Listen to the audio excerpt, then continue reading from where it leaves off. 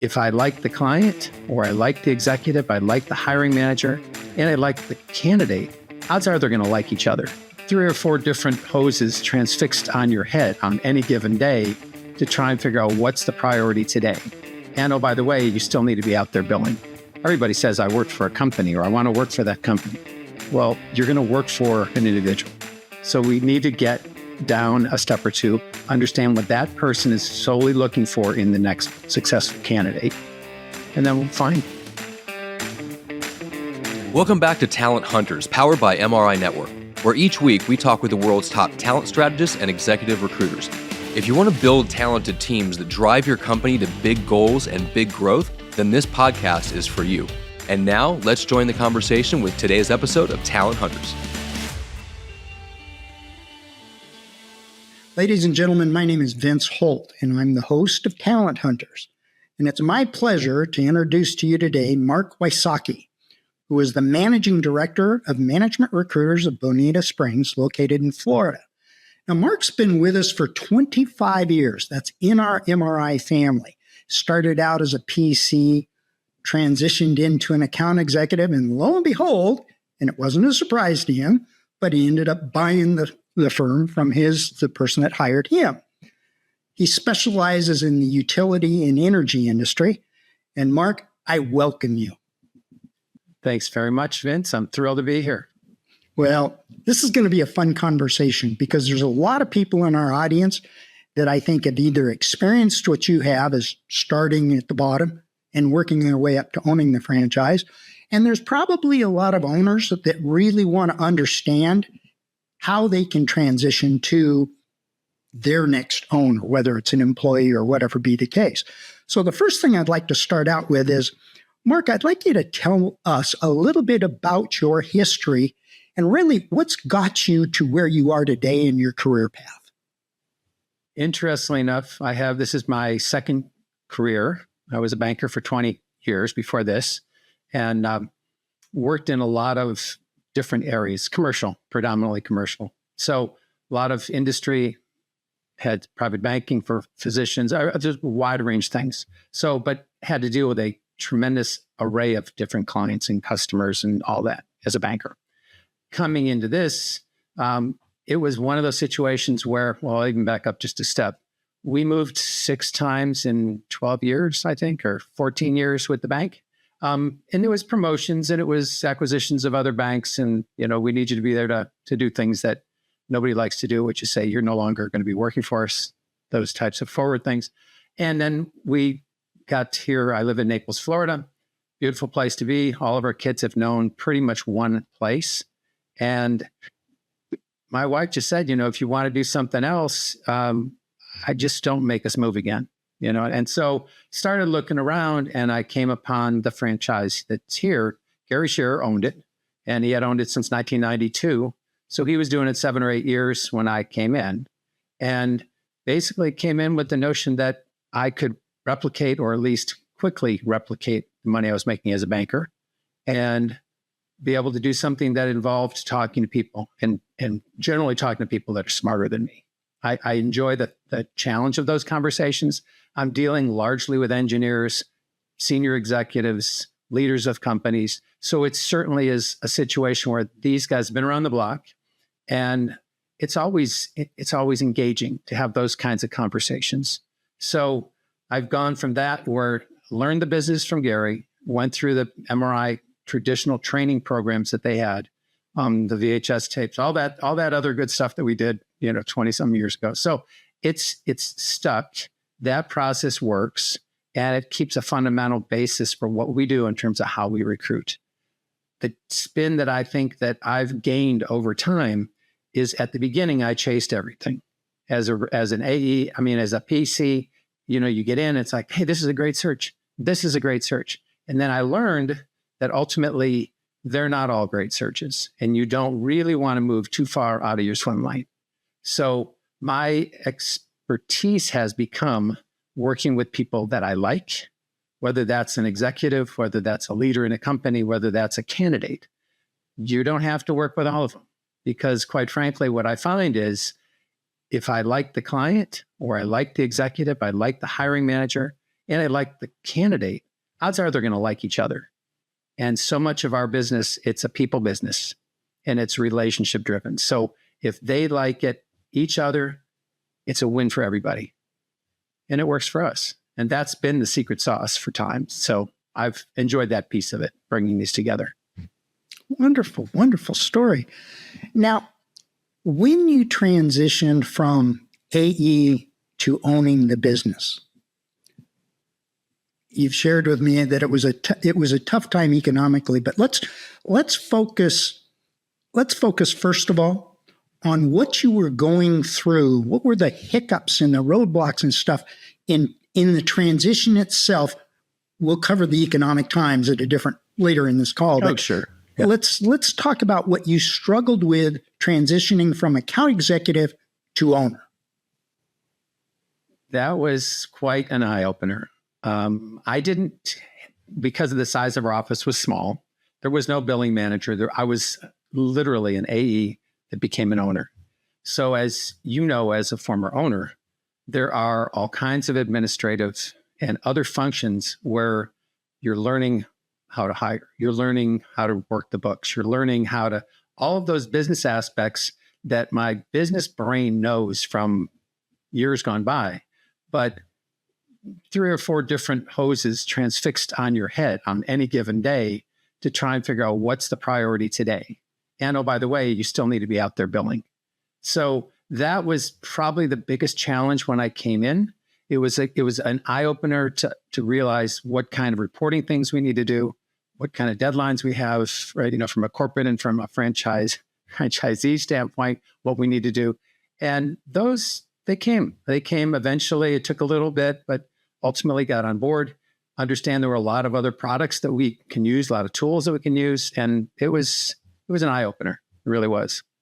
Let's fast forward to today, because you've spent quite a bit of time as an account executive. You spent the last 5+ years as the owner. What makes Mark Wykowski different than any other recruiter dealing in your dig? Interesting question. I would tell you that there are other firms that do recruiting across the energy industry. When I came into my space, I was one of 6, I think, in MRI network that were doing utility sector recruiting. And I think we're down to 2 or 3. There are some that are doing it from a developer standpoint, from other aspects, but the basics of engineering, operations, planning, just kind of running a utility, there's only a few people that do it. So not a lot of competition. It's not a glamorous type space, but it's a steady space. It's one of these things that I enjoy it. There's not a lot of ups and downs. There's not a lot of volatility in terms of what the needs are going to be. But everybody that understands the business, and you need to understand the granular side of the business to be able to let people know, I'm not an engineer. Gary was an engineer. It was easy for him to talk the talk. Mark, from my standpoint, I had to be reading trade journals, the trade rags all the time, and learning from those people that are smarter than me on the phone call that could teach me on what is a substation, what is the grid, what is any of those pieces that I didn't know. As a banker, I wouldn't know, right? So coming into this, it was an eye opener. See, and I came into this business very similar to you, not as technical as a dig as what you've got at all. But the thing that I think helps people like you and I was going into something we already didn't know the answers. Because when you go into the dig that you grew up in, like if you'd have gone into banking, you may not have asked the critical questions from the employer to what they were looking for. You may have gone in assuming I know what you need and not develop that relationship of putting their needs in front of what you know. Would you agree or disagree with that comment? I think that's a great insight. I truly do, because I didn't know what I didn't know. And that opens up a whole wealth of things that you can learn. And if nothing else in life, you do, if you're not a continuous learner, it's going to pass you by. And I think that there's ways to be able to make this work in our space that I wouldn't have even dreamt of until we got into the process. And so being trained in it, understanding the kinds of probative questions to ask, getting into some of those things that are going to get to know the person that's actually doing the hiring. Everybody says, I work for a company or I want to work for that company. Well, you're going to work for an individual. So we need to get down a step or two, understand what that person is solely looking for in the next successful candidate, and then we'll find them. And ultimately, it's back to that same thing, getting to know your client, getting to know your executive, getting to know your whoever that person that you're working for. I'll just call them a hiring authority, and understand what's their pain point, what do they really need, and how do we fix that? And as you were talking, it just makes me smile and just brings warmth to my heart, because you treat your candidates exactly the same. It's true. Because you're digging into what their needs and what they want. And so, and again, you're not putting yourself in, well, I know you could fit into here because this is what I know about the industry. I love what you're talking about. It just draws me closer to you. That's awesome. So over the last, I'm going to say 10 years, even though the momentum started back when you started, technology is really coming up to speed beyond understanding. The AI, all this other technology. You grew your business exponentially right at COVID, right after COVID. You had 3 of your most successful years. That was also at a time when technology was throwing everything they could into our mess kits. How did you stay focused during that period of time? Again, interesting question. I think that it's technology is moving faster than it's always going to move faster than maybe what we pretend to be ready for. But as someone at my age that grew up on a manual typewriter, so, and then has moved into, much more of the electronics, AI is something that fascinates me. It's something that it's driving a lot of what's going on with data centers, and it drives a tremendous amount of impact on the power grid and on our clients. All of our customers that are serving that industry have to adjust because it's growing at, leaps and bounds is wrong. It's going to double. It's like 4% of all the power, the entire load of power in this country is being used by data centers today. And it's going to double within 3 to 4 years. So that's a bunch. I mean, that's just a bunch to consider. So the technology, and it took me back to a thought. I was talking with a utility president, and his comment to me was, we got into the off the track a little bit, talking about, what do you know about the business? Why did you get into the business? And asking him a little bit about, what gets you up in the morning or what keeps you up at night? And his comment was, everybody thinks I work for a utility company. I will tell you that all utility companies are technology companies. And it gave me a different perspective about what we're searching for. Not that I'm doing a lot of IT, OT kinds of people, which that stands to reason they're going to come across. But it's just, as things are moving at a very rapid pace, hard to keep up. So you've got to have a broad spectrum of clients and a broad spectrum of candidates to be able to meet that growth. And it's been an effective way to go. And especially the younger, I'm not going to sound like an old guy, but especially what we'll call there's a break line around 30, 35 years old, under 30, over 30, different mindset, because the over 30 may have not grown up with technology as it exists today. The under 30 most definitely has. And quite frankly, they know a lot, and they'll let you know they know a lot, but they're also easily bored. So it's a different mix. It's a different type of person, and their needs are going to be different than somebody that's 40 years old. Boy, how profound was that statement? I mean, you are so right. And I don't know how old you are, but I can remember when We used to do math on a piece of paper, and I felt that it was cheating when they came out with calculators and allowed them in school. Yeah. I mean, it was, what are you learning? To push a button? Right, So right. I understand where you're going with this, and it's just so profound with everything. I find that technology today in our business, not in your gig, but in our business, it almost builds in an excuse not to do what you and I were trained to do and how to be successful in this business. What are your thoughts on that topic? I participate in various special interest groups. One of them talked about hiring. One of them talked about technology. And one of the things that came up was how many people are using AI and whether or not it's a tool or a crutch or how things will change isn't going to take away our basics, the fundamentals that we have and how we recruit, because it can help in terms of faster. I guess when I first saw the initial AI stuff coming into our space, I said, this is so cool. We can make mistakes faster.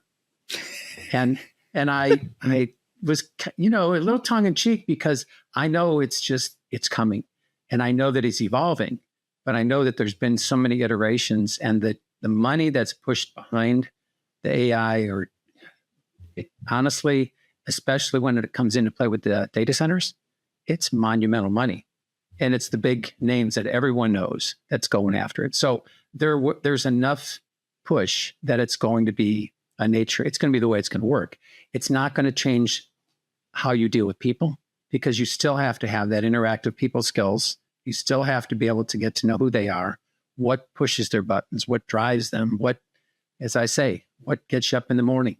And if you're excited about going into work, nothing in AI is going to change that. Amen to that.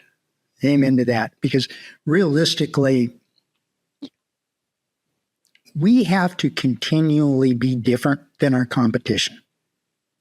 We as recruiters, we've constantly got to be different because we all charge a fee. And in order to be heard, we've got to bring a special value to the people we're talking to, whether it's the candidate or the hiring authority. We've got to bring something that, oh my gosh, Mike Wasaki's calling me right now. I've got to take this call. Otherwise, where I have found is whether it's AI, of course, with me, it was the fax machine. When it came out, it was going to take our business away. Computers came out and it was going to kill our business. Social media came out, it was going to kill our business. Everything was going to kill the success of us as recruiters. And I found 40 years later that having a conversation with somebody made me different than at least 50% of my competition. What do you find out about that? That's funny you say that percent. There have been companies that have come and gone and have done just that. And one in my special dig, if you will, is they would send 5 questions. They'd send an email, 5 questions. Send your resume, answer these 5 questions. They'd never talk to the candidate. They'd send them. They'd keep throwing them over the fence. Okay, hiring manager, you're going to hire my guy or what? Didn't do a lot of work. Didn't last. And I would say what you said is just spot on because you have to be able to have that conversation. You have to know what's really driving the decision. And everybody's got a different agenda. I mean, I was telling you earlier that part of me not moving as much was kind of a really big deal here. And I'm very much family focused, family first kind of guy. And 4 kids, no grandkids, grandpups maybe, but that's about it right now. But we are in that mode that we do things for what's going to be the right thing for the family. And that's, I'm one of 5 kids. I mean, we're used to having that broader reach. And that's what's driving me in terms of what I do. So I know that when I talk to people that are a great case, because I have a candidate, he talk about changes. He gets married, a year later, moving, not a big enough house because they found out they're pregnant. They're moving in a bigger house. And this was all happened this last week. Moving in his bigger house, he's painting every day before they even close. And because they're having Thanksgiving and the entire family is coming to his house. I was like, holy shamoly. And in the meantime, he's interviewing for my job, right? It's what we're doing. So no stress at all, but it's that focus. What's driving your decisions? So easy kind of thing to see it when you see it in somebody else. And then when you kind of look back and reflect, it's what drives a lot of what I do. This may take a little bit of thought, but does a deal you put together, is there a deal that really stands out as one that cemented you in this career, that you knew you were in the right place? Not necessarily in the first few years. It could have been last year. But is there one deal that really stands out that maybe you had to really work hard for that you're most proud of right now? That's an interesting question. It's a good question. There's been several things that have been transformative for me. And I mean, we've looked at engaged, we've looked at retained, we've looked at contingent, there's just been a whole bunch of different things. But the piece that, and this was within the last 4 or 5 years, was getting a client, a new company, consulting engineering company, developing a relationship with their head of North America and being able to convince him after company had tried to get him in the shop probably 15 years ago and didn't work. There was no synergy in how it came together. So when COVID came, I was in that mode that said, who have we not been doing business with that we should? And he came to mind. And I reached out to him and we started developing some conversations, and they were just friendly. We're here for you if you need us. Tough times in COVID, everybody seems to be slowing. I think there's a way for us to be able to get ahead of it. And I would believe that, especially knowing that I'm working in utilities, they will definitely tap the brakes, which will open the door for more people like the consulting engineering firms, which in fact did happen like that. His situation was that we had a couple key hires that he needed to have. He said, I really need some senior leaders in a couple spaces.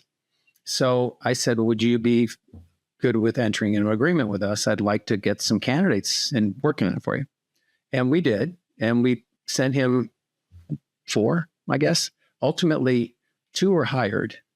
And after those were hired, he kept the other 2. He said, if we hire these 2 for something else, we'll still pay you for those 2. And I was like, holy smokes, this is like, the honeypot, right?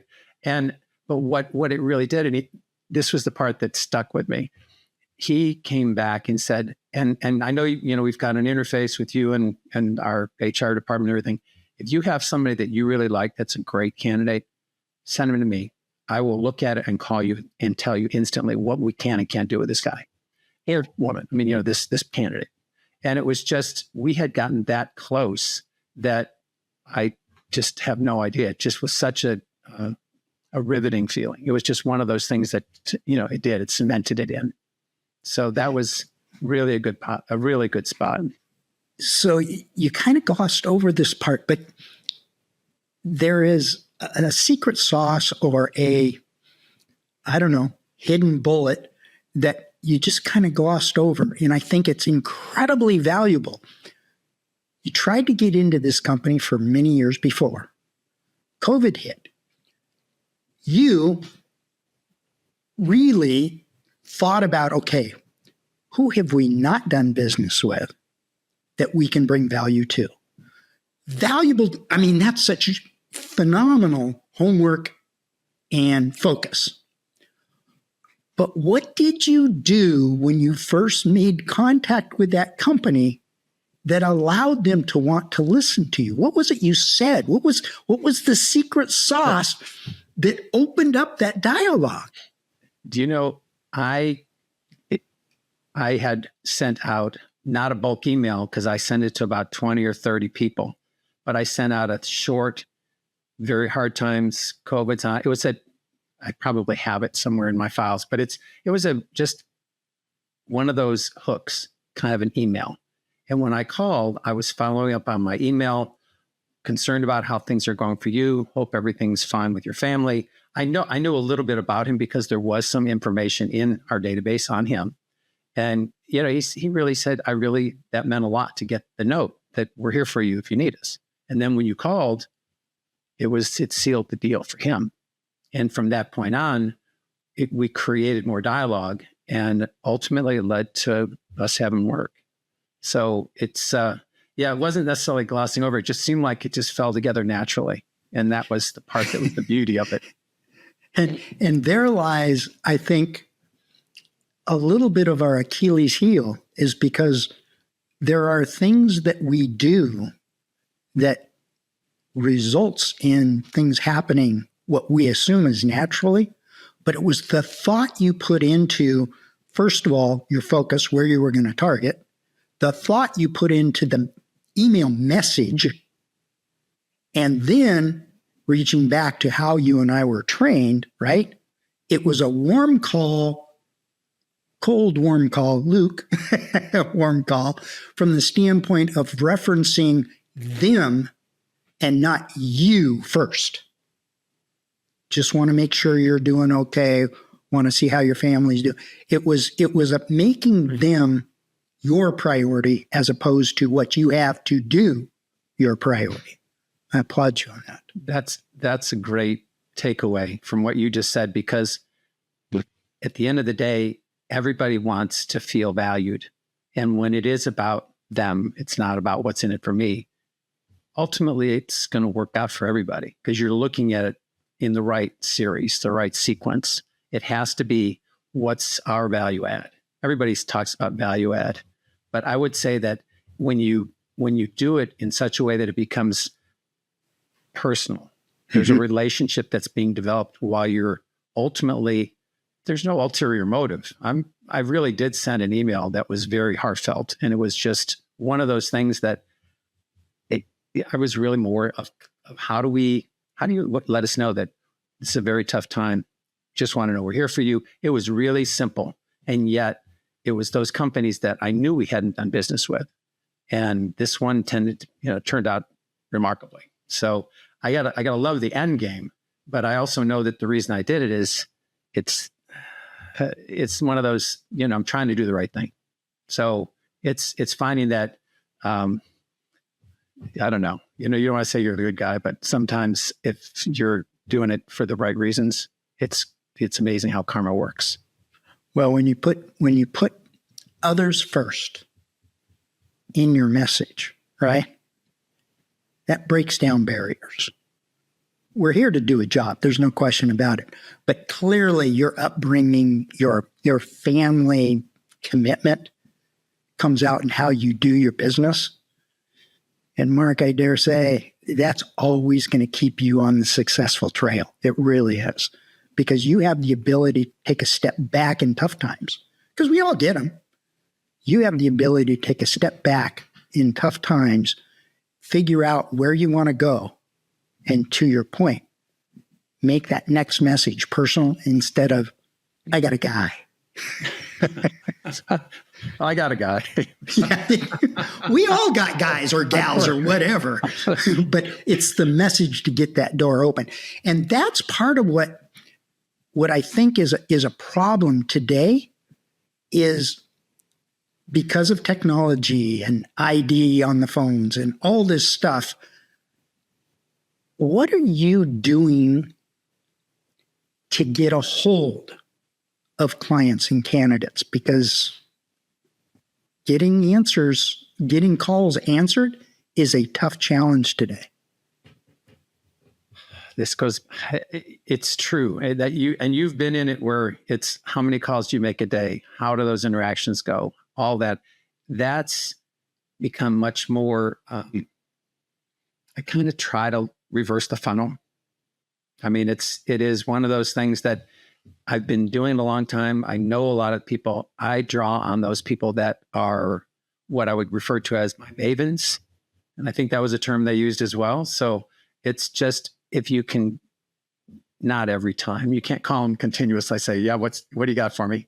But if you can do that and you can draw on those people that are connected, that have that influence, that have that reach, and just, I'm working on this. I wonder if you could help me. And inevitably, you leave some of those calls, if nothing else, with a couple names or a couple places where to go fish. And those types of reactions are what bolsters my brand. It's my name is my brand, ultimately. And so I find that when I'm talking to people, if they say, oh, you should call X, whoever that is, and just let them know we were talking. And they'll generally have a story that they're telling me. And storytelling is huge in what we do as well, as you know. And they'll have a story. And there is one guy that I haven't been able to crack the nut yet. And I have the perfect story if I can get him. And so it's just funny because everybody has a life experience. And if you can get to that level, it completely opens doors. It breaks down those barriers. So I would say you're right on point with this stuff. Right on. Well, I always like to wrap up with two questions. The first question is, Mark, you obviously are engaged and focused on success. But what do you do when you turn the lights off at night?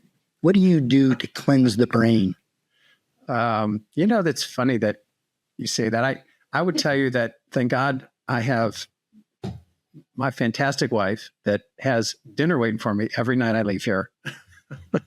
But I would tell you the thing that my kids are up and out, so we will try to get them looped in on something. Everybody and their sig others were here for Thanksgiving, and that was fabulous. So when I get out of here, other than trying to do something healthy on the weekends, we're focused on what's going on at the house. And my thing is, I'm in front of a computer, I'm in front of the fluorescent lights, whatever you want to call it.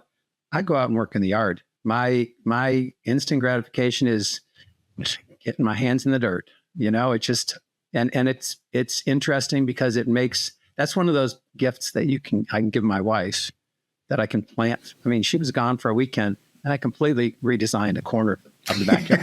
And she came home and she's like, my gosh, this is the greatest thing ever. And for me, it was the greatest thing ever because, I'm doing it myself. And it just really gives you a sense of like instant gratification. Look, you're done and you're like, holy schmucks, this is great. So I still do that. And that's, you can hire it out, but it's a hobby. It's just one of those things I do to keep me sane. I love that. So you and I met long, long time ago. Do you have a question that I can answer for you? That's a good question. I probably have more than one, but I think the thing that I would say is, yes, we go back quite a ways. And I know that you've been remarkably successful. There are certain things I always joke about that say, you've probably forgotten more than I'll ever know. And in your case, I would bet that's true. So my question is, you're working in this capacity now with MRI. You've had a successful run as a recruiter. You still know the basic, how we do it, what we do, and you're a people guy. So you're doing this consulting, you're doing these podcasts. What energizes you today? What gets you fired up about what you're doing now? And I'm asking that from a standpoint of when I segue into what's next. That's where I'm going with this. It probably is motivated or inspired from the fact that this organization, the person that hired me, I mean, after my parents beat into me right from wrong, my dad taught me work ethic. The gentleman that hired me into this business was very disciplined to how to be successful in this business. And what I think inspires me today is to be able to focus and give back to the organization that had afforded me a lifestyle, not to focus on the dollars, but to focus on the fun of what I was doing. And it's something that I try to draw out of people like yourself when we're having a conversation. Making other people, making everything we do about the other person. You brought it out, that personal touch you did, reaching out to that employer, that you made it personal, which opened up the door. The gratification that I get out of talking to people like yourself is being able to give them the platform to do a self-reflection on why they're doing what they're doing and be proud of what they're doing.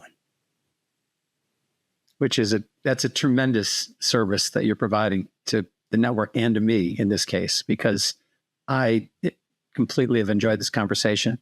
And I thank you for investing time in me and in the network. It's been great. Well, thank you for taking the time and just keep focusing, keep doing what you do. And if there's ever anything that I can help you with or anything, please give me a call. You can count on that. I appreciate it.